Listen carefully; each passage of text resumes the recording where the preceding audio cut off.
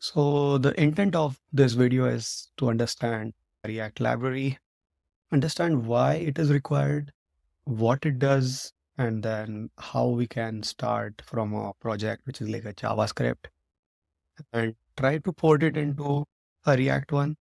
We'll be using cursor all the way around, but to get started for the concepts, we can just use some pre-created projects that I have to gain the understanding, right? So we have basic technologies like HTML, JavaScript, and CSS, which can serve purpose, which can create pages. So you must have seen most of the LLMs which create the code base these days do code in HTML, CSS, JavaScript maximum amount of time. And the reason behind that is it's very easy to code for simple apps, but also it's much more flexible also.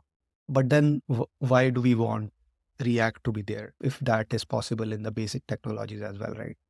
So let's go over an example which I have pre-created, right? If you see this page, what it does is it will keep on adding elements onto this page. So basically it will add box on this page, but will observe something which happens on this hand side, right? So to get to the basics, there is something called as DOM, which is the document object model, or this hierarchy basically of the elements that are laid down. So any HTML file, if you see, will have this tree-like structure, and each one will, there will be a top level node, which is definitely HTML, and then there can be a hierarchy of trees. Now, the point that we are trying to prove here is if there are multiple elements or multiple interactions on a single page, and say I click on add box, now you must have seen there's a red kind of background which happens on the backend, which is to prove that there is a rendering happening. But also at the same time, we are showing over here on the right that it took like this much amount of time. Now, if you see after this, what happened is whenever element is added, you can see that under this container. Now, once I click on add box again, you'll see this was added, but at the same time, whichever component is re-rendered, it shows as highlighted. So now once I click on add box again, you can see all the way till the body, every element is re-rendered. Basically what's happening is even if a single component is added, because this page is created in pure HTML, JavaScript technologies, it has to re-render the whole page. And that's a main challenge in the projects which are created using basic technologies like JavaScript and HTML. So we made one point that whenever we are adding new element, the whole page seems to be re-rendering. And as we see the time, so now this histogram is showing how much time it took. Now let's have a look at something very interesting, right? So I have this method over here, which is modify all. And what this does is it will basically skew and change the color of all of this squares that are added to this. So basically it will be modifying all of this boxes. Now, again, the point we are bringing here is when I'm trying to modify all of this DOM elements, right? It will be a significant hit on the performance of this website. So let's say I click on this, right? You see how much amount of time it took, 6 milliseconds almost to modify all of these squares. Now imagine if you had a web page which had this much amount of interactions, right? And you were trying to add or change the data every time. You'll have to take this much amount of it every time to re-render the whole page, which will in turn have effect on your performance. And that is what was the inspiration for libraries like React, wherein you don't want the whole page to be rendered again. I know that there is certain things under this need to be changed only under the container. So not the whole body component should change, but probably just under the container should change, or maybe something just between this component can change. So I can show you one more example which can give much more clarity, right? So I have two projects, and again, why we are going through this details is to understand why we are having the need of React, right? Before going into the internals, that is what I think is more important. So these are two exactly replica websites, one created with HTML, JavaScript, other with React. Now, the look and feel wise, both are similar. There's a backend API powering both of these websites. It's hitting every n number of milliseconds, and on the API hit, it is basically updating this styles. Now, if you see again here on the left hand side, the whole tree is re-rendering. Basically, this whole div is re-rendering every time. Now, what we need to do here is we only need to change basically this number and this date. But why is it rendering the whole thing is the question. And we might have this kind of scenarios most of the times in our use cases where we don't want the whole page or whole component to render. We only want certain particular part to update, right? And that's where React comes into an advantage. So now if you see the same tree on the right hand side, right, where React is doing the things, you see it's not updating the stock card, which is like the top level component. It is only updating these two values. If you see every milliseconds, it will only update, okay, this one and this one. That too, if you see, it is only doing the drill down till the component level of this where the value is there and then changing it. So this brings us to the crux of the thing that, okay, so with React, what we are able to achieve is we are not actually modifying the whole page or re-rendering the whole page, but we are modifying a part of it. Now, how does React does this, right? How is it able to achieve this kind of functionality? That is what we'll go into. So some prerequisites before you start with React, right? So you should know basic JavaScript. If ES6, that is more preferable. You should know basics of HTML, which is like JSX in the case of React. CSS, if you know better, if not, that's still fine. Yeah. So I think this is my interpretation of React, what I thought of, and then we'll go over what's actually happening here, right? So everything in React is based on some state of your data, meaning the tile that we were rendering for the stock tile, right? It was having some data based on which there was some the way for how it should look like, and it was getting rendered. So basically, there is some state on which your UI will depend.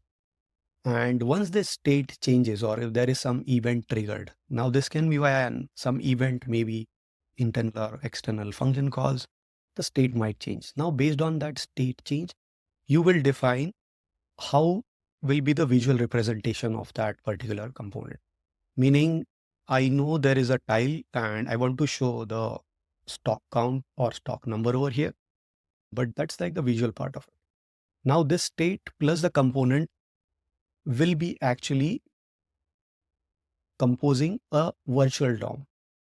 Now, what is a virtual DOM? So all the elements that you see on the HTML page, which was a hierarchy, right? So in case of what we saw the stock example, right? There was something like this. So there was one top level stock container, which had like multiple stocks. So you see there's a stock container that we have.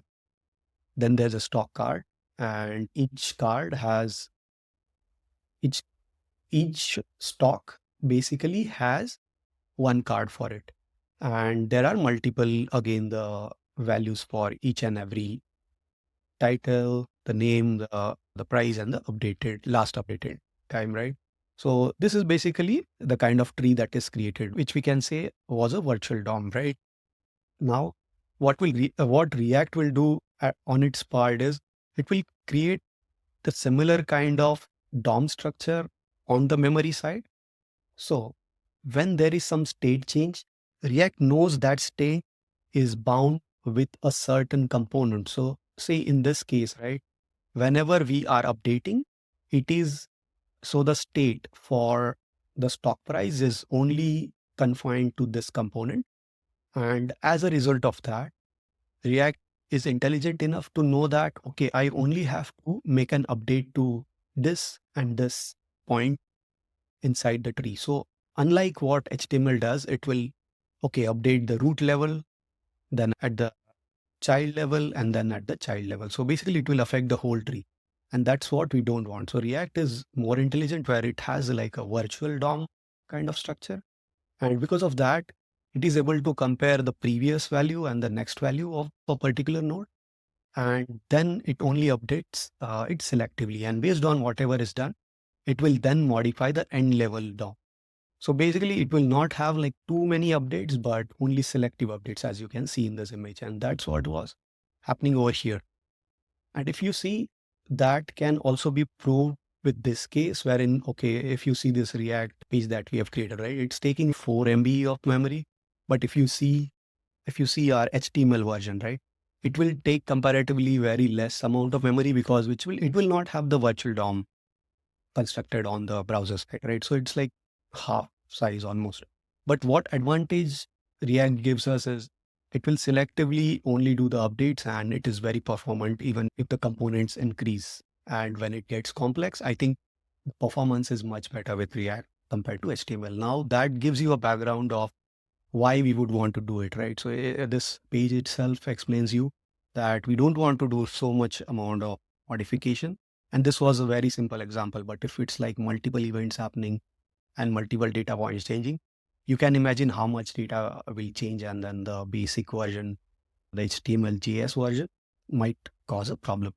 So that's the inspiration of why we need React and what it does, right? So basically it will construct that virtual DOM, which we saw about here.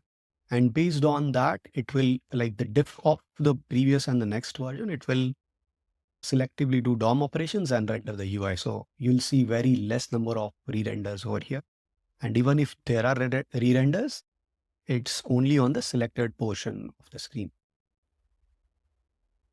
That being said, I think let's start with one sample app. So what we'll do is we'll create a very simple app in HTML JS first, and then try to create the same copy in React so that you understand what actually gets added when you convert a normal project into a React. Because there are utilities which you can use, which is like create React app or Vite or many other utilities which can one command help you create the whole structure of the project. But what I want to bring here is to get to the basics of, okay, what files are required, why are we adding it inside a React project, and that will give you more confidence in understanding the whole picture of the project, right? And that will also be useful when, say, you are trying to bootstrap a project into Cursor and it does not read some files, or it creates some extra files. You'll be knowing why it has created or why it should not. With that being said, let's start with our Cursor. So what I'm trying to do now is I first of all will start with our composer window. Now let's try to create new folder over here, which will be your HTML, and the other one is React, right? So I want two different projects. So let's start with this one. Now, how we start with creating projects, right? I'll also explain at the same time how to use Cursor to create this multiple files, right? So let's go with referencing our folder over here, which will be our uh, whole HTML folder. So to start with, right, what we will do here is we'll create some sample index.html over here so that Cursor is able to understand what we are trying to refer over here. Now we can go into folders and then say, okay, this is my HTML folder. Earlier it was not detecting because there was no file inside it. I think that's a bug on the Cursor side. Maybe even if it's a blank folder, it should allow us to refer it, but it was not allowing. Okay, to get started, now we'll say, okay, I want a simple HTML page which displays product e-commerce product info in cart. Keep the product info to no, right? Use only HTML, CSS, JS is what I want to start. Now, definitely it will create a HTML file, a CSS file, and one JavaScript file is what I'm thinking of.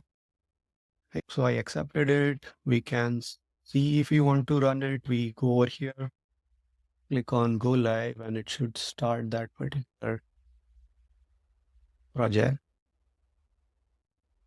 So we started with this one. I think we are okay with this approach for now. The look and feel is not important to us. What we want to try do is we want to have a similar kind of thing done on the React project as well. Now, so if you must have seen our HTML page or HTML project will look very simple. So in case we want to make this a bit complex, we could move the styling out of this into a different file in the HTML folder. And whenever you are, and similar for the script tag as well. So which can move into a different file. Let's try to create this same experience in React now. So in React, there are a few things which we need to consider. It does not run similar to what we have seen the HTML page. Now, HTML script is such that if you throw it in any web browser, you can just open that URL and then that specific port on which it is hosted. And so basically which folder it is, and it will start displaying, but it will not be with the case of React. In case of React, you can see it while you are developing, but when you try to deploy it to production, you'll need to create a production build and then deploy that particular build folder onto your web server. Yeah, so that I think let's go one step back. So I think we missed one part wherein we didn't say how the output of both of this looks like, right? So if you see the HTML version that we had for the previous project that we showed, and the other one, which was the React version. So if we click on the sources over here, when we are inspecting, this is the actual structure which is deployed on the server, you can say, right? So you see there's a HTML folder and there's only one index or HTML file. But versus if you see the React deployed version, right? You can see there's an index file, which is this one, but there's also asset folder. And this folder, if you see, there is some JS file, and you'll see some garbage kind of thing, which you cannot read kind of code.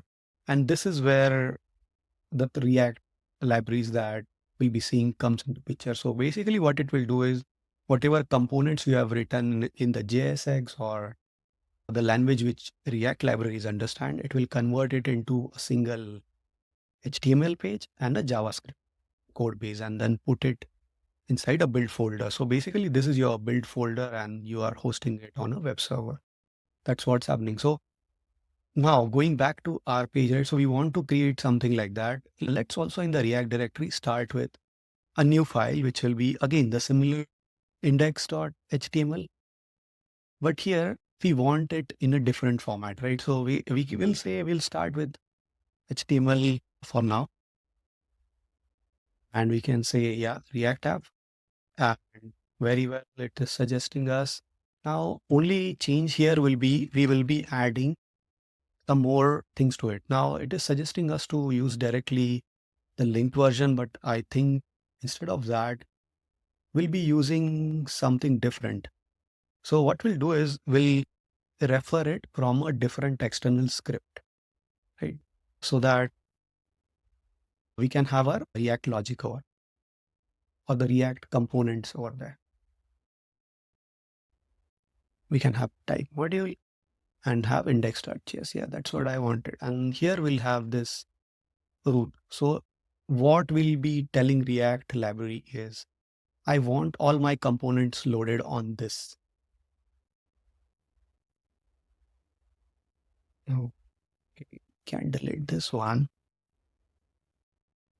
So basically whatever components we add in the React components folder will be loaded onto this. The other things will not be affected. That's how React works. So it needs a root to start with. And that's why I would say it's not always that the whole application can only be in React. There can be a case when partial of your application is in some different technology. You have a tag where your React bootstraps on this only particular tag. And again, the rest part is in different tech. So that's how you can do a hybrid approach as well. Okay, so let's continue with what we were doing, right? So we know there's ID and we now want to there's ID root and we want to have the React things over here in the index.js. So let's create also that index.js file.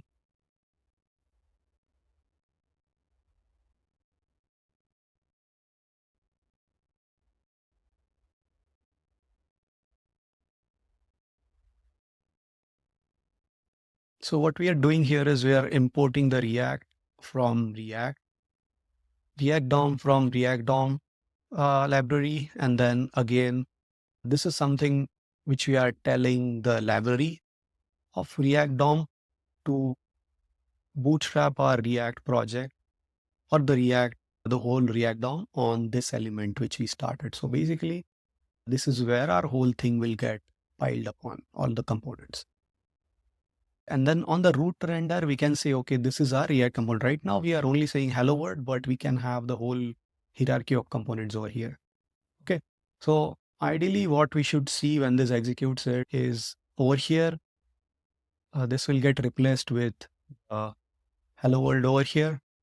Now, from where we refer this, right? So these libraries are not yet installed. So there's a way for you to manage all these libraries when you are developing and when you will be deploying. And for that, we'll be having one more file, which is your package.json.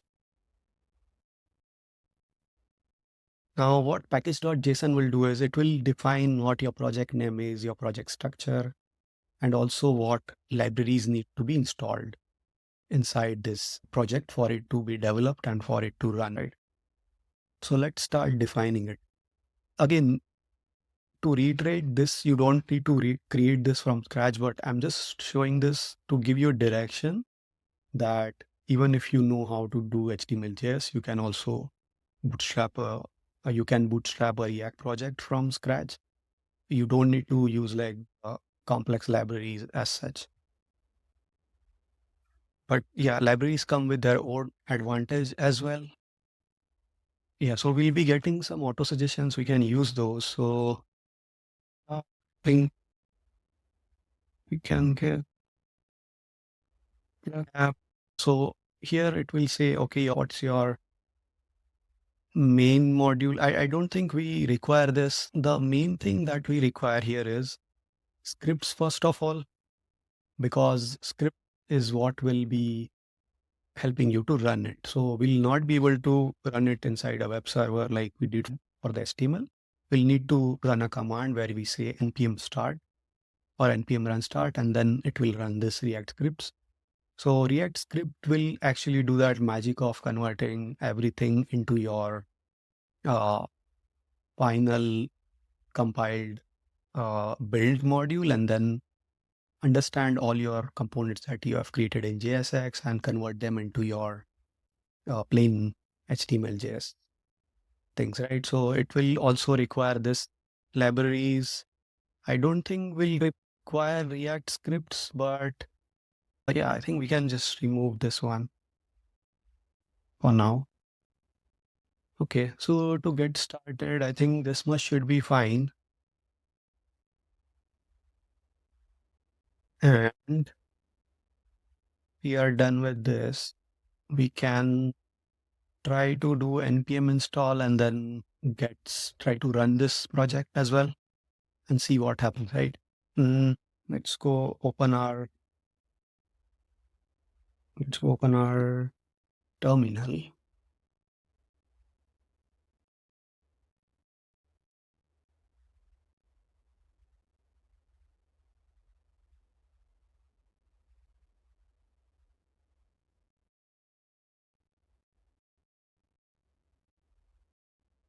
So I'll do npm install or npm I, and it should pick up the packages from this package.json and start installing. It should install two libraries first of all, and then some dependent libraries of this once. Yeah, so it installed 5 packages. Now what we do is we'll need to do npm pm run start.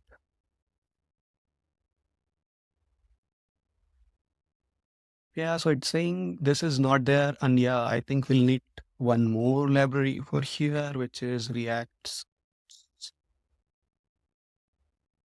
Why is it not suggesting? Yeah, this.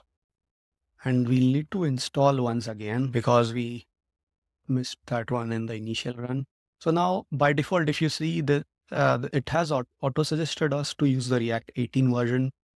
If you want and you have more knowledge on which version you want to go to for your project, you can do that as well.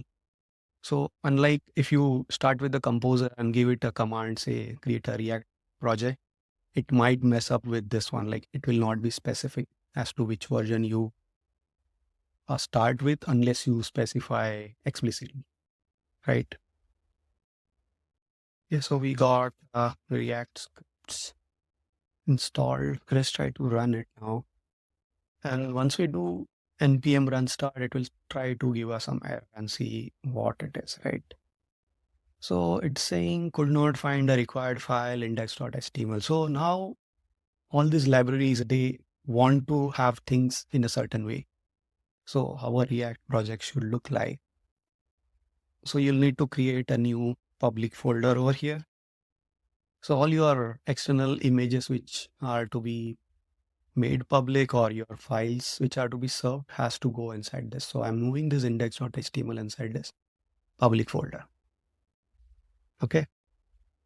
First, now let's again try to run npm run start. Yeah. So again, this one, it says this index.js cannot be outside. It has to be inside a src folder. Again, this is a restriction by the library that we are using. So that is also fine. We can move the index.js inside the src folder. Okay, let's do npm run start again. And it says we are unable to detect target browsers. Yeah, so that is one thing which we need to enter in this package.json, which we have not said. Okay, we'll say yes, add it to here, and then it has added to say, okay, what will be your production thing and your like the browser support basically. Okay, and now it is asking us whether you want to run it on a different port because the 3000 port is already taken. So I'll say yes. It will start running here. Yeah.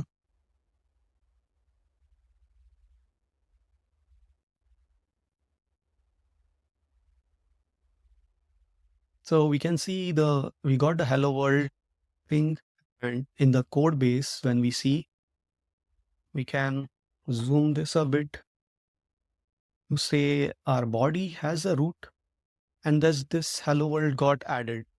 Now, if you see our code base, what we started with for the React project, you don't have that H1 over here. So how is that happening? That is what is the magic of React. So it will on the go compile and understand, okay, this is your root for your React project. And whatever you give inside the render method over here is actually getting rendered on it. Now, the beauty of React is you can have components hierarchy. So I can say I want to have a functional component. Now, there are multiple ways of creating components, but generally with the newer versions, this is what is going to happen, where I'll have one functional component and I will return something from this. Say right now, I am only trying to return whatever was there, and I replaced the render method with this app. So basically, this is my component now. Okay. Component. And let's see how it reflects on our page. Right. So basically, same thing is happening. Now there are a couple of things you can do for inspecting this stuff when you're doing React development, right? You can install some Chrome plugins, which will give you this view of the components of React, right? So right now we only have one component, but it will show you all the details on that component. With the same thing, you can also have a hierarchy of components over here. So inside app, I can have multiple levels of things. Now the first one that we had, the HTML one, we were having the product information, right? We'll try to create a similar thing over here. Let's see, where was that? So this is that e-commerce product listing page that we had. So let's try to create something similar, right? Now, how you design a React project, right? So to start with, each of this thing can be your React component. So let's try to see how we can divide this, right? So this our card can be one component. Inside that, we can have like your header, your description, and then the price and this one. But the beauty of having cursor with us is we can basically give it the input that this is what we want, and it will start using that as a reference, which is very easy for us to get started with. And then we can give that to cursor saying in folder React, let's create product list card component similar to this screenshot text. I'm attaching the screenshot over here, and it will help us create this product card component. Now, I'm not sure where it will create it, but ideally we want it inside the source directory. This is where you'll need some understanding of how the project structure is. That's why I started from scratch so that we understand what's happening here, right? So let's see. Okay, so the problem is we have put the input in the chat box. So it will not make automatically the changes. It will ask us, or we can copy it. So let's do it this way. We will just copy this product card and put it inside the new folder, which will be our components. And then we can say this will be my product card .js, and I can just paste whatever was coming from here. Similarly, I can also have this CSS inside a new file and product card or CSS and paste this one over here, right? And then this is how we can use it inside our index.js. Index.js, that is this starting point. Now, basically what's happening here is there's nothing much complex. Again, we did the same thing. We created a function. So if you have background of JavaScript, this is a function that we are creating and we are returning some HTML in this format. Okay. This specification is called as JSX, and then that is something which you can study more on the react.dev website. You'll get more understanding on this, but basically that's what's happening. I think the intent for this video specifically is understanding how we are migrating from HTML to React project, and then we'll go into details of what the component is, how to use, and all those things. Okay, so we created this component. Now we want to use this inside our index.js. Let's just copy this, or probably let's copy the whole thing because we also have some styling associated with it, which was generated for us. And we can also selectively take this. Ideally, let's take only the index.css. Yeah, index.js is over here. So we will require the file also here. CSS, paste the formatting here.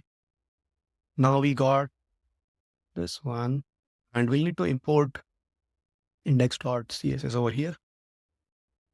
Product card, yeah, product card as well, and then index CSS, perfect. And we got the product card. It has done sent in the props from here. We'll be going over what this props is also, but let's try to understand and see what this will create, right? So this is the app, and you can see basically it has created what we wanted, right? So this one is our HTML project, and this one is our React project. And you can see it has, because we gave the input image, it has created almost the same way.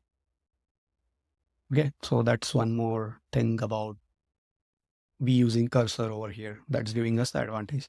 So you can define your state, which will be your product information in this case, and you can define how that product information should look like, which is your component, right?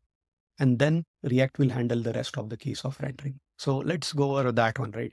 So we'll say in our HTML format, right, we had this things being displayed, right?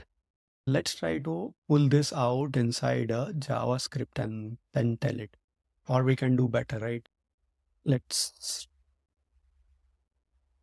do something interesting. So we'll ask composer, add it in our index.js, which is here, right? So I'll say I want to have products, and okay, so I've just copied it, but you can see it is already started suggesting me.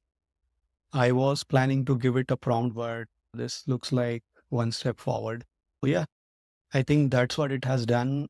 And ideally, I want a second object also, which you got it from the copied thing.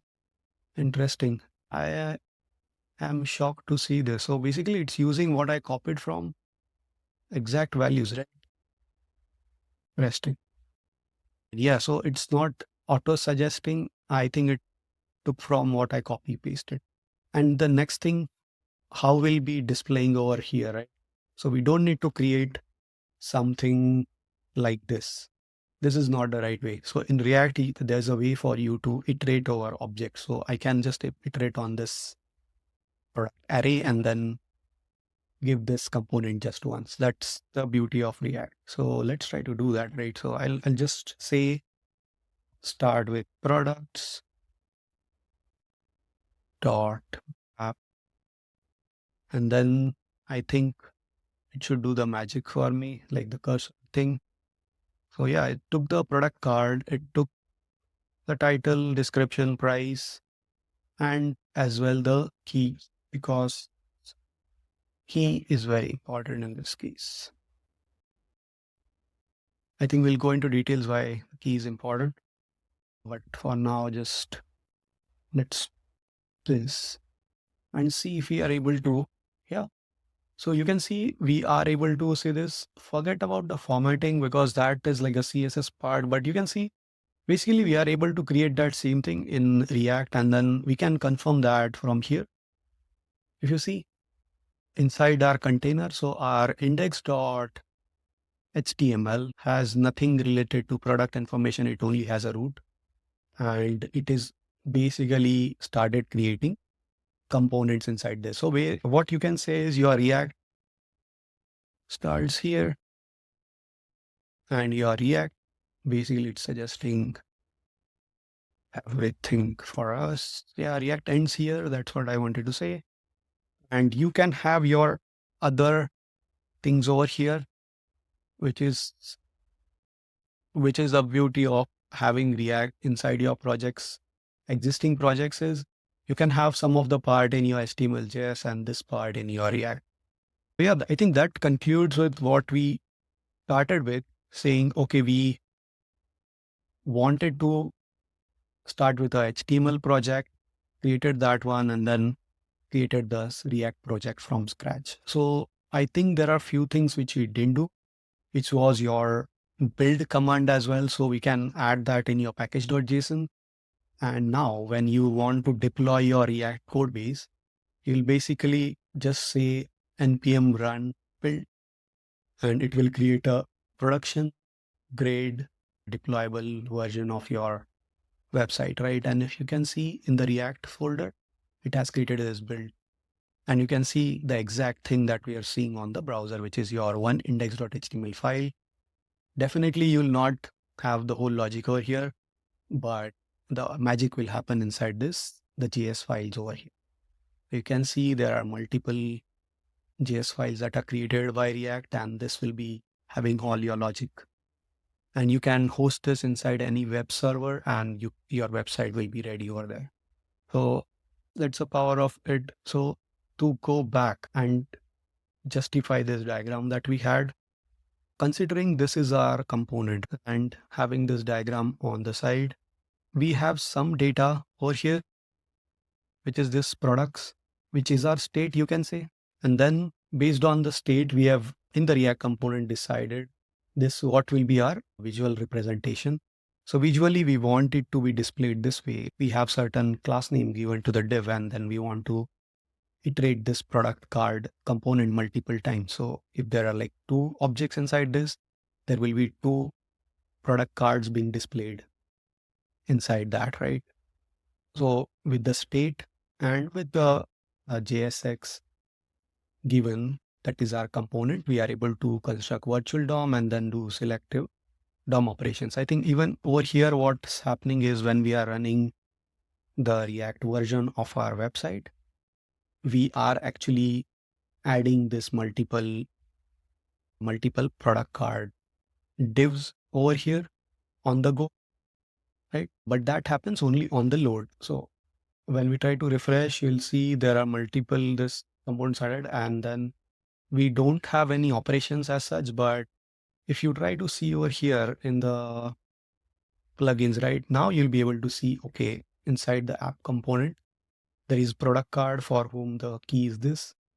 There is this product card for whom the key is this. And then you also see the props related to that component on the right-hand side and for this one as well. But basically, that's what is happening over here. And then we justified this diagram of what's happening and the UI is getting rendered. So that's about it. I think we covered a lot in this case. Let me know if something's missed. We can add that. So in subsequent videos, what we'll do is we'll try to get into much depth and then always try to use cursor wherever possible to speed up our understanding. That's it for now. Thank you.